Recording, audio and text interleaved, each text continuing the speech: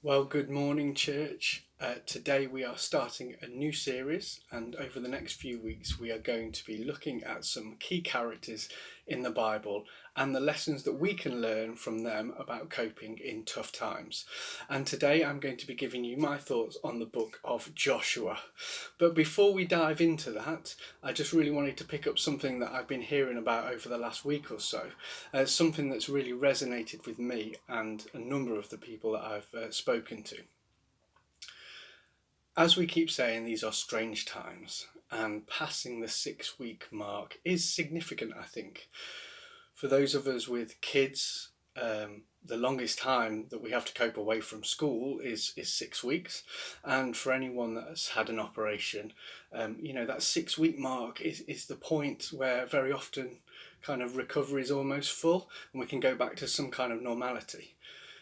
But here we are, passing the 6 week mark, and as of this recording, we don't really have a confirmed end in sight. So, studies have shown that those people who live in a sustained kind of area of isolation or period of isolation, like people on the International Space Station or kind of Antarctic researchers and things like that, go through a number of phases during their time of limited contact. And in the first phase, there is generally some kind of excitement. It is new, it is fresh, and it's different, and there is that kind of positivity kind of bubbling under. The second phase is where people fall into kind of a routine. There's a feeling that you can cope with this and that everything's going to be okay. And then there's the third phase. And the third phase is when things get really dull.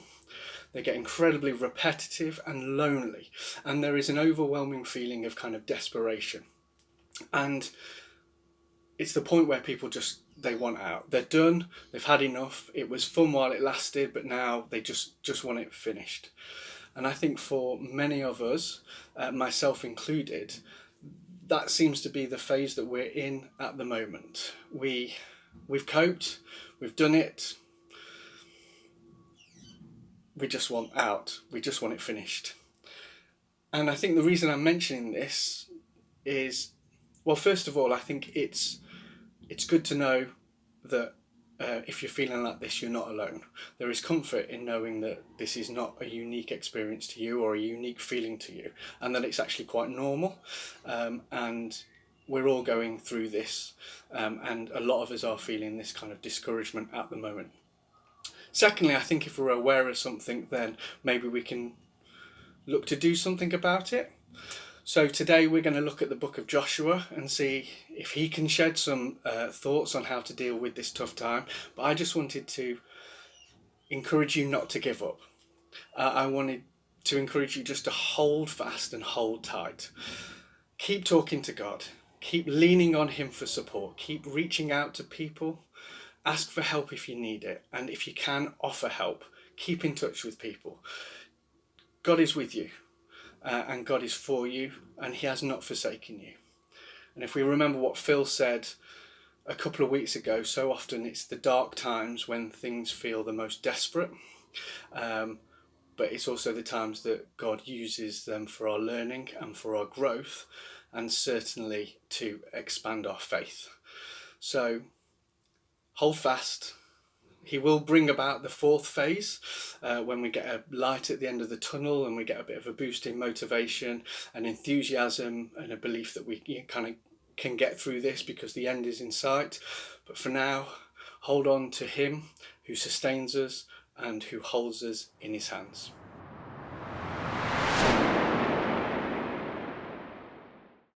As we think about the story of Joshua, at first glance, it might not appear that there is much in common with our situation. The book of Joshua is about Israel entering the promised land, God's people coming into his promise. And at the moment, our situation feels a little bit more like we're in the desert, I think. But if we think of it like this, then maybe it'll help. Joshua and God's people were entering a new place that they had never been before. It was all new to them, it was all different, and it was all unknown, which is quite a lot like our situation at the moment. The book of Joshua has a lot of parallels with the story of Moses before him, and if we look at those, there's lots of things like both of them saw a parting of the sea. Both of them sent spies into the promised land. What we see in Joshua is him doing some of the same things that Moses did before, but in a different way. And that's kind of a little bit like what we're doing at the moment. We're still doing church, but we're doing it in a different way. For Joshua and for the people, it was a massive time of upheaval and a time of change, and they really had no idea what to expect. They had no idea how long it would take to conquer the land. They had no idea how long they would be there, what they would face. That's very similar, I guess, to the position we're in at the moment. So I want to encourage you to have a read of Joshua this week as we go through. I'm going to give you some thoughts about the book, kind of little pointers to look out for. But really, what I want you to do is read it for yourself, and with that mindset that actually these people were in a situation that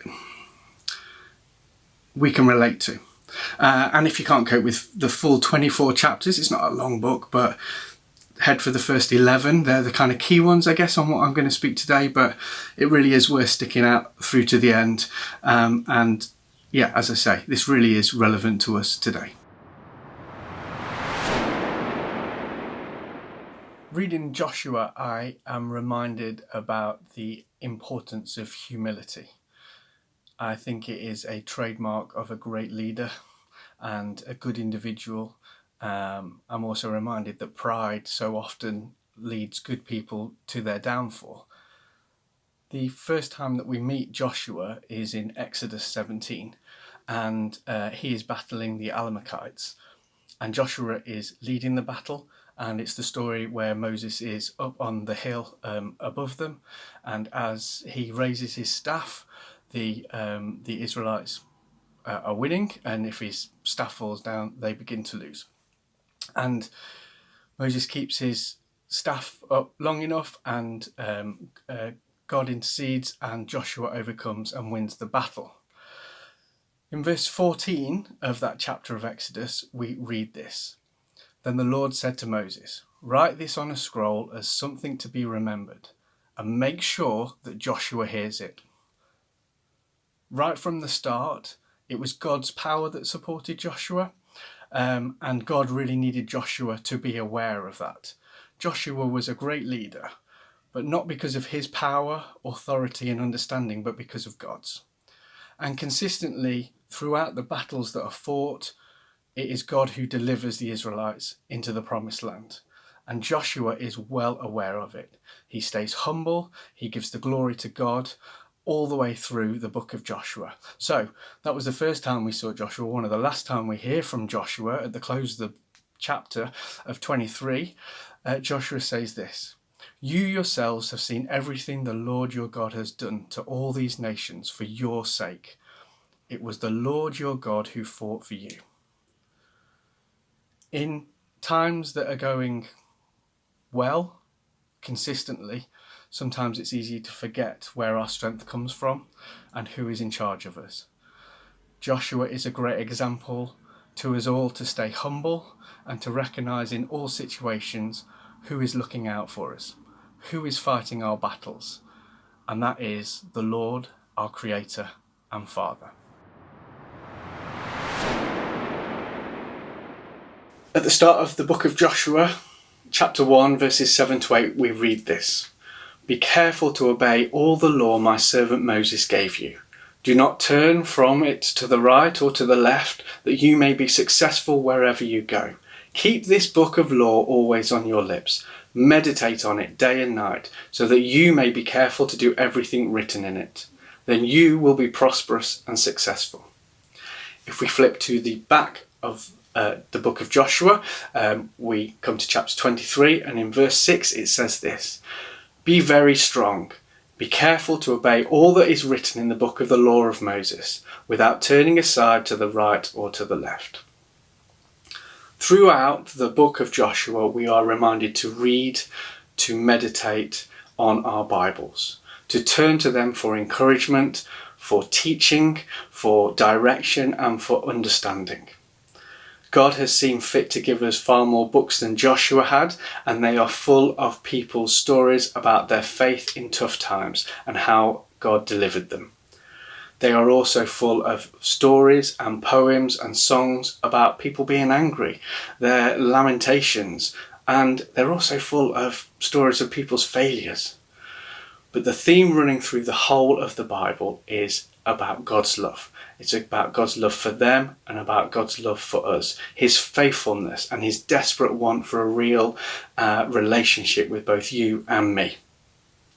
Joshua reminds us that it's just so important at these times to keep reading our Bibles, to be comforted and supported by the stories in it, and to grow through that.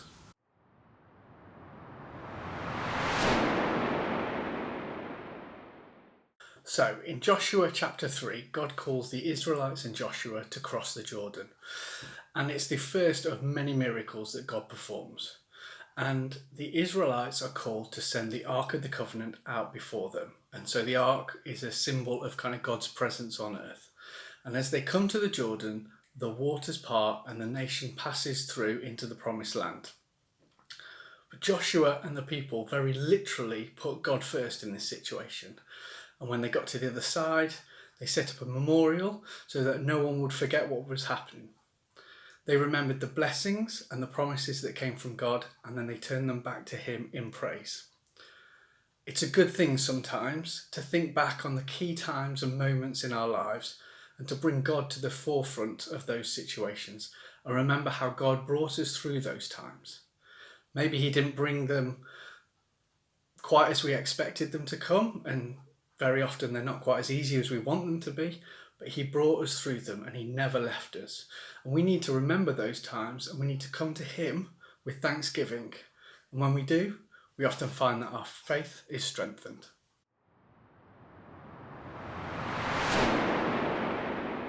Let's talk about circumcision for a moment, church. I think it's time. I imagine as an adult it would be an incredibly painful process. I imagine I would have to lie down for a number of days and cry and heal and do absolutely nothing. But in chapter 5, just after God's people had crossed the Jordan and had come into the promised land, the river, which was in flood, has then been put back to its normal flow. The people of God are sat with the river flowing behind them in full force and their enemies surrounding them in front of them. They have nowhere to go. There is no escape now. And God makes the men circumcise them. It was a renewing of the covenant between God and his people. It harks back to Moses and to Abraham, but it was also an act of faith. In this unknown and pretty scary situation, when they were already weak and vulnerable, they were made even weaker and even more vulnerable. And so they had to completely rely and trust in God. And because of what had happened before, they knew that they could trust God. I think the book of Joshua teaches us that sometimes in our weakness, there is nothing really that we can do but put our trust in God.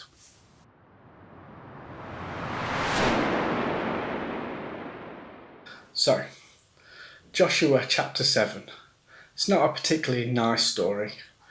Jericho has been defeated, and in a prideful arrogance, the Israelites go on to their next battle, which they lose.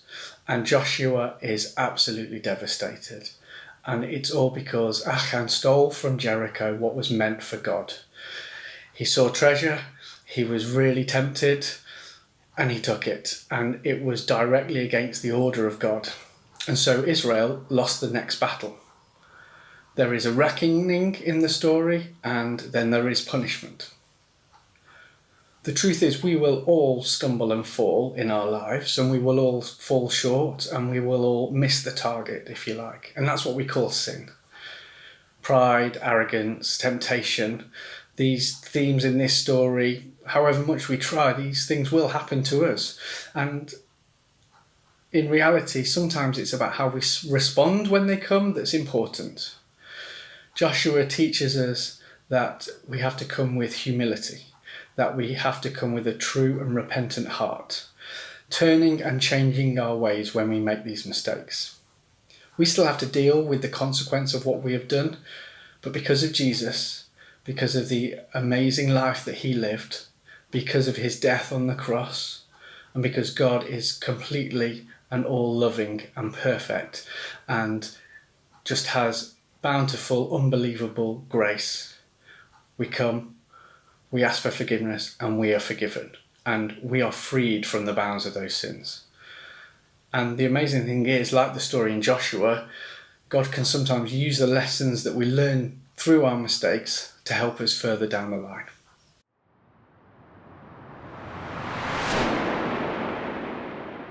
A final thought for you. The title of the book might be Joshua, but this book is all about God. When we read it, it raises a lot of questions that we don't have to be ashamed of. In fact, we've spoke before about how it's important that we are called to wrestle with the Bible, to think about things, to take them to God, and to sometimes think about things and meditate on them over a long period of time. But ultimately, Joshua stands as a testament to God and how he chooses to work through us. It is a testament of God's power and authority.